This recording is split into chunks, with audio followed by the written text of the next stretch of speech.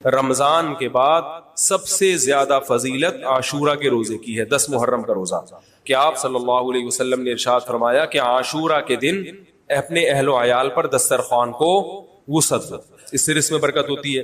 قعدہ، ذی الحجہ، محرم اور رجب، یہ 4 مہینے جو ہیں اسلام میں اشہر حرم کہلاتے ہیں۔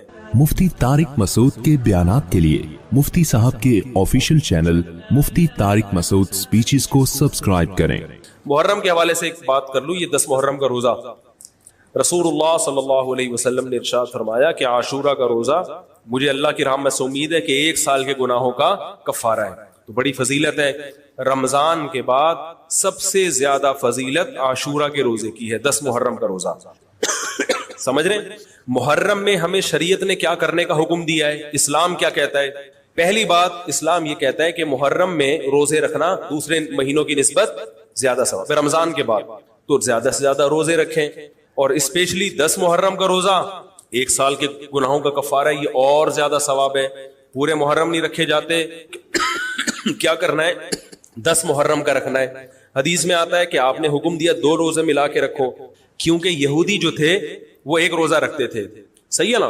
تو یہودیوں سے مشابہت سے بچنے کے لیے ہمیں حکم دیا کہ اس کے ساتھ ایک اور روزہ ملائیں۔ تو علماء یہ کہتے ہیں کہ آج کل یہودی 10 محرم کا روزہ نہیں رکھتے، تو اب مشابہت ختم ہو گئی ہے۔ تو اگر کوئی 9، 10 یا 10، 11 کا رکھ لے تو اچھی بات ہے، نہیں تو صرف 10 محرم کا بھی رکھ لے تو بھی انشاءاللہ پورا ثواب ملے گا، کیونکہ اب اس میں مشابہت رہی نہیں ہے۔ سمجھ رہے ہیں کہ نہیں سمجھ رہے؟ یہ کرنے کا کام ہے۔ دوسرا کام، محرم میں گناہ دوسرے مہینوں کی نسبت زیادہ، اس کی قباحت زیادہ بڑھ جاتی ہے، کیونکہ 4 مہینے محترم ہیں، شوال، ذی قعدہ، ذی الحجہ، محرم اور رجب، یہ 4 مہینے جو ہیں اسلام میں اشہر حرم کہلاتے ہیں۔ قرآن کہہ رہے فلا تظلموا فیہن انفسکم، ان میں اپنی جانوں پہ ظلم مت کرو۔ یہ ماتم کرنا بھی تو ظلم ہے نا اپنی جان پہ، تو اللہ نے فرمایا ان 4 مہینوں میں اپنی جان پہ ظلم مت کرو، کسی بھی طرح سے ظلم ہو، جسمانی ظلم ہو، روحانی ظلم ہو۔ جسمانی ظلم ماتم کر کے بھی ہو سکتا ہے، اور انگاروں پہ چل کے بھی ہو سکتا ہے، اپنے آپ کو پیٹ کے بھی ہو سکتا ہے۔ روحانی ظلم کیا ہے؟ گناہ کر کا، تو نہ گناہ کرنے کی اجازت، نہ کسی اور طرح سے۔ عام مہینوں میں بھی ظلم کی اجازت نہیں ہے، نہ اپنے اوپر اور نہ کسی اور پر، تو ان 4 مہینوں میں ظلم کی نوعیت بڑھ جاتی ہے۔ سمجھ رہے ہیں؟ یہ ایک محرم کی فضیلت ہے اسلام میں۔ اور تیسری فضیلت جو محرم کی، جو بعض روایات سے ثابت ہے، یعنی جو فضیلت تو نہیں کہیں گے اس کو، جو محرم میں کرنے کا کام ہے، وہ بعض احادیث میں آتا ہے کہ آپ صلی اللہ علیہ وسلم نے ارشاد فرمایا کہ عاشورہ کے دن اپنے اہل و عیال پر دسترخوان کو وسعت دو، اس سے رزق میں برکت ہوتی ہے۔ لیکن یہ جو حدیث ہے یہ ضعیف ہے، سند کے لحاظ سے پاورفل اور مضبوط نہیں ہے۔ بعض علماء نے کہا کہ اس کثرت طرق کی وجہ سے حسن کے درجے کو پہنچ گئی ہے۔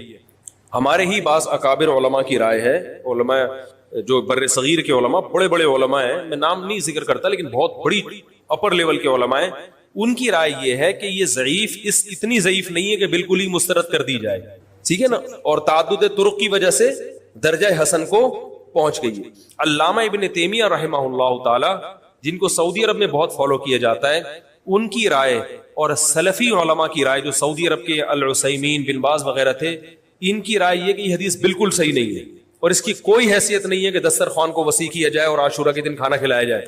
سمجھ رہے کہ نہیں سمجھ رہے؟ لیکن جو دوسری طرف معتدل علماء، معتدل سے مراد میں ان کو برا نہیں کہہ رہا، لیکن وہ انہوں نے حدیث کی جو، اب اگر آپ سندوں کی تحقیق کریں گے تو اس کو بالکل من گھڑت قرار دینا درست نہیں ہے۔ اگر سندوں کی تحقیق کریں گے تو ایسا معلوم ہوتا ہے کہ علامہ ابن تیمیہ رحمہ اللہ تعالی، جو ہمارے لیے قابل احترام ہے، انہوں نے اس حدیث کو رد کرنے میں تھوڑا مبالغہ سے کام لیا، غلو کیا ہے۔ ایسا نہیں ہے کہ بالکل ہی اس کی کوئی ویلیو نہیں ہے، تو ضعیف روایتیں ہیں لیکن کثرت طرق کی وجہ سے درجہ حسن کو پہنچ گئی ہے۔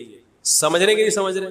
اس وجہ سے بعض علماء کی رائے، بلکہ جمہور کی رائے یہی ہے کہ محرم میں اگر کوئی اپنے بچوں کو جمع کر کے اچھا کھانا کھلا دیتا ہے 10 محرم کو، اور یہ حلیم شاید یہیں سے نکلا ہے، میں شاید یہیں سے نکلا ہے کہ یوں وہ اچھا کھانا ہو جائے گا، تو وہ کہتے ہیں کوئی حرج نہیں ہے۔ لیکن ایک بات جو دوسرے علماء کہتے ہیں، جو میری بھی سمجھ میں آتا ہے، بلکہ میں نے پہلے کہیں پڑھا تو نہیں، میرا دماغ اس طرف گیا، لیکن اس کی تائید میں علماء کے فتاوی مل گئے، دیکھو اگر کوئی حدیث ضعیف ہو یا حسن ہو تو صرف حسن ہونا کافی نہیں ہے، یہ دیکھا جائے گا کہ یہ دوسری صحیح حدیثوں سے ٹکرا تو نہیں رہی ہے.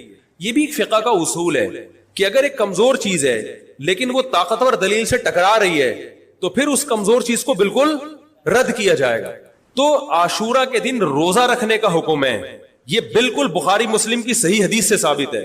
اور جو کھانا کھلانے والی روایت ہے وہ اس ٹکر کی نہیں، اس کو تو ابن تیمیہ جیسے محقق نے بالکل ہی کالعدم قرار دے دیا، بعض عرب علماء نے بھی بالکل کالعدم قرار دے دیا، اگرچہ ہماری رائے ہے کہ بالکل کالعدم نہیں ہے، لیکن بہرحال اس میں محدثین کا بڑا اختلاف ہوا ہے. جبکہ روزہ رکھنے والی جو روایات ہیں وہ بالکل بے غبار ہیں، ان کو سب صحیح مانتے ہیں. تو کھانا کھلانا اور روزہ جمع بولو بھائی نہیں ہو سکتا، اس لیے کہ اگر وہ روزے کا دن ہے تو کھانے کا دن نہیں ہے، کھانے کا دن ہے تو روزے کا نہیں. ابن تیمیہ رحمہ اللہ تعالیٰ کی رائے یہ ہے کہ بعض لوگوں نے شیعہ کی مخالفت میں غلو کیا ہے. شیعہ نے اس دن کو چونکہ منحوس بنا دیا 10 محرم کو، تو انہوں نے مخالفت میں اس دن کو ایک سیلیبریٹ کرنے کے لیے نا کھانا کھلانے کا حکم دے دیا کہ ہم منحوس نہیں سمجھتے بلکہ اس کا کیا کریں گے اپوزٹ کہ کھاؤ اور کھلاؤ. تو انہوں نے کہا یہ بھی غلو ہوا ہے. دوسری طرف بھائی منحوس نہیں ہے، مبارک ہے ہماری نظر میں، لیکن اتنا مبارک کہ اس میں کھانا کھلانا اور یعنی عید والا عنصر کھانا کھلانا تو عید کے دن ہوتا ہے نا، تو عید نہیں ہے بہرحال. تو یہ بھی بڑی جاندار بات، اگرچہ یہ عقلی دلیل ہے مگر یہ ایسی نہیں ہے کہ بالکل اس کو کالعدم قرار دے دیا جائے. تو اب علماء نے دونوں حدیثوں کو تطبیق کی کوشش کی علماء نے کہ بھئی کھانا بھی کھلاؤ اور روزہ بھی رکھو، افطاری میں کھلا دو، سحری اور افطاری میں. تو بات یہ ہے کہ افطاری میں اگر آپ کھلائیں گے تو وہ 11 محرم شروع ہو چکی ہوگی، وہ 10 محرم بولو بھائی نہیں رہے گی. دوسرا سحری میں جو کھلانے کا مسئلہ ہے نا، سحری میں تو سحری میں جب ہم کوئی کہتے ہیں نا فلاں دن یہ کام کرنا ہے فلاں دن، تو اس سے لغت میں جو ذہن میں متبادر ہوتا ہے نا وہ دن کا وقت ہے، وہ 3:30 پونے 4 کا وقت نہیں ہوتا. یہی وجہ ہے کہ جو لوگ اس حدیث پر عمل کرتے ہیں عاشورہ والی، وہ دن میں کھانا کھلاتے ہیں، دوپہر کے ٹائم لنچ کرتے ہیں. وہ افطاری میں تو ویسے ہی دسترخوان وسیع ہوتا ہے بھوک کی وجہ سے. ارے بابا وہ تو ویسے ہی بچوں کو جب روزہ رکھا ہوا ہے تو اچھا کھلاؤ، سحری اچھی کراؤ، اور افطاری وہ تو ویسے ہی بھوک کی وجہ سے رمضان میں دیکھو نا کیسے کھلے دسترخوان ہوتے ہیں. تو میں نے بڑی کوشش کی دونوں حدیثوں کو جمع کریں، لیکن تکلف کے بغیر یہ ممکن نہیں ہے. تو فقہ کا ایک اصول ہے کہ جب کوئی بے غبار صحیح حدیث ہوتی ہے اور اس سے ایک اصول ثابت ہو رہا ہے تو اس کے مقابلے میں اگر کمزور روایت آئے گی جو اس سے ٹکرا رہی ہوگی تو اس کمزور روایت کو اگرچہ وہ موضوع من گھڑت نہیں ہے لیکن اس کمزور کو اس صحیح حدیث کی مخالفت کی وجہ سے بولو بھائی رد کر دیا جائے. اس لیے میرا نالائق کا موقف یہ ہے، میں بہت نالائق ہوں، میں اتنی بڑی بڑی باتیں کرتا نہیں ہوں، لیکن ساڑی عقلچ یہ چیز آندھی نہیں ہے کہ بھائی جو روزے کا دن ہے وہ بھوکے پیاسے رہنے کا دن ہے، وہ کھانے کھلانے کا نہیں ہے. افطاری میں تو ویسے ہی کھاؤ بھی کھلاؤ بھی. تو اور اس کا نقصان یہ بھی ہوتا ہے کہ لوگوں نے اس کھانا کھلانے کے چکر میں روزے چھوڑ دیے ہیں. سمجھ رہے ہیں جب حلیم پکے گا تو کون روزہ رکھے گا بھائی؟ ساری رات گھوٹا لگے گا حلیم کا کہ کل دسترخوان وسیع کرنا ہے، تو پھر روزہ گیا، وہ تو تیل لینے گیا، روزہ کون رکھے گا روزہ؟ تو وہ حدیث صحیح حدیث کی بالکل اس میں ٹائٹ قسم کی مخالفت ہو رہی ہے. ٹھیک ہے نا، نالائق کی رائے. پھر بھی اگر کوئی دوسرے علماء کی رائے کو فالو کرتا ہے تو وہ کھائے بھی کھلائے بھی. میں کہتا ہوں جو مضبوط چیز ہے اس کو لینا چاہیے، جو کمزور چیز ہے اس کو چھوڑ دینا چاہیے. ہمارے حضرت مفتی رشید احمد صاحب رحمہ اللہ ایک بات کہتے تھے کہ جہاں کھانا کھلانے کی حدیث آئے گی نا وہاں مسلمان اس کو لے ہی لے گا. کھانے پینے کی جہاں بات آئے گی مسلمان کیا کرتا ہے؟ وہ کہتا ہے بھائی یہ صحیح ہے، یہ بالکل صحیح حدیث ہے. ٹھیک ہے نا، وہ کیا کرتا ہے؟ جن علماء کی تحقیق ہے وہ تو تحقیق سے کہہ رہے ہیں، لیکن عام پبلک کی عادت یہ ہوتی ہے کہ فتویٰ بھی اسی کا فالو کریں گے جہاں کھلانے کا تذکرہ. تو اب ہمارے کہتے ہیں جہاں کھانا کھلانے کی بات آئی مسلمان کہتا ہے بس یہ بالکل صحیح بخاری کی طرز پر ہی، بخاری کی شرط پر ہی ہے. تو بھائی بھوکا رہنا عبادت ہے، بھوکا رہنا سنت ہے. بچوں کو تو ویسے ہی کھلاؤ عاشورہ ہو یا نہیں ہو، اور سحری افطاری کرا دو، اچھی سی روزہ رکھواؤ، اور جو بالکل چھوٹے بچے ہیں وہ تو ویسے ہی کھاتے رہیں. اس لیے اور پھر اس کا نقصان کیا ہو رہا ہے؟ حلیم کے گھوٹے لگ رہے ہیں پوری پوری رات بیٹھ، اس کے الگ نقصانات ہیں، سبیلیں لگ رہی ہیں. حضرت حسین رضی اللہ تعالیٰ عنہ تو کربلا میں شدید گرمی میں بھوکے اور پیاسے اپنی جان دیتے ہیں، اور یہاں ہم کیا کر رہے ہیں؟ کھانا کھا رہے ہیں، دیگیں پکا رہے ہیں، شربت پی رہے ہیں. تو یہ بات عقل میں آنے والی نہیں ہے. اور عاشورہ کے دن کی مناسبت سے روزہ ہی ہے، وہ روزہ رکھنے کا دن ہے. اللہ تعالیٰ عمل کی توفیق عطا فرمائے. وما علینا الا البلاغ. تو ہمارا کام کیا ہے؟ ہم نے فالو کرنا ہے حسین کے راستے کو، نہ کہ حسین کے نام پہ ہم نے ماتم کرنے ہیں. حسین کا راستہ کیا ہے جس کو ہم نے فالو کرنا ہے؟ اب میں چند چیزیں آپ کو بتاتا ہوں. سب سے پہلا سبق جو ہمیں کربلا میں ملتا ہے کہ عزت اور دین، ایک طرف دنیا ہے. دیکھو اگر حضرت حسین رضی اللہ تعالیٰ عنہ ابن زیاد کے ہاتھ پہ جا کے بیعت ہو جاتے، آپ کیا سمجھتے ہو بے تحاشا مال و دولت حضرت حسین پہ خرچ نہیں کرتا کیا؟ وہ جب ایک بڑا آدمی کسی کے ہاتھ پہ بیعت ہوتا ہے تو اس کو بھی تو فائدہ ہوتا ہے نا اس سے. اور کیا حضرت حسین کو یقین نہیں تھا کہ کربلا میں شہید ہو جاؤں گا؟ فتح اور نصرت کی اسباب کی دنیا میں کوئی امید نہیں تھی، مگر آپ نے اہل بیت کو کربلا میں رسوا کرنے پر عزت کی موت کو ترجیح دی ہے. آج اگر آپ میں یہ ظرف ہے کہ آپ عزت کی موت کو ذلت کی زندگی پر ترجیح دیتے ہو تو پھر آپ حسینی ہو. نہیں یہی بات میرا خیال ہے سمجھ. سیدنا حسین کی سخاوت کے واقعات ہیں. سیدنا حسین باغی نہیں تھے رضی اللہ عنہ. پھر جو اہل بیت کا طرز عمل کیا تھا، محرم میں کیا کیا ہو رہا ہے میں آپ کو بتاتا ہوں. ان میں سے کوئی بھی عمل نہ ہمیں قرآن سے ملتا ہے نہ صحابہ سے ملتا ہے. ہمیں تو ما انا علیہ و اصحابی جو جنتی فرقہ ہوگا اس کی جو علامتیں ہیں، تو جب آپ ان علامتوں کے خلاف چلو گے، صحابہ اور تابعین کو فالو نہیں کرو گے، تو آپ پھر اپنے آپ کو سنی کہنا چھوڑ دو. آپ بتاؤ مجھے اسلام میں کوئی مہینہ منحوس ہے؟ بولو نا، کوئی مہینہ منحوس ہے؟ تو آپ محرم کو منحوس کیوں کہتے ہو؟ لوگ مجھے کہتے ہیں مفتی صاحب فرقہ واریت پھیلا رہے ہیں. دیکھو فرقہ واریت جب پھیلا رہا ہوں جب میں کسی فرقے کے خلاف آپ کو کر رہا ہوں. میرے بیان شیعہ لوگ بھی سنتے ہیں، ملتے بھی ہیں. بہت دفعہ ایئرپورٹ پہ ملاقات ہوئی، بڑی عزت سے ملے، میں شیعہ ہوں لیکن آپ سے محبت کرتا ہوں. یہاں مسجد میں بھی آتے ہیں، میں نے کبھی کسی پہ طنز نہیں کیا. اس لیے میں بار بار کہتا ہوں جو شیعہ کا مذہب ہے اس کو کرنے دو. وہ سبیلے لگاتے ہیں، آپ ان کو مت چھیڑو، جا کے تنگ نہ کرو ان کو. وہ ماتم کرتے ہیں، آپ ان کو مت چھیڑو. وہ نوحے کرتے ہیں، وہ نوحے پڑھتے ہیں، آپ ان کو مت چھیڑو. لیکن آپ اپنی پوزیشن واضح کرو کہ آپ شیعہ ہو یا آپ سنی ہو. آپ تو ایک طرف ہو جاؤ نا.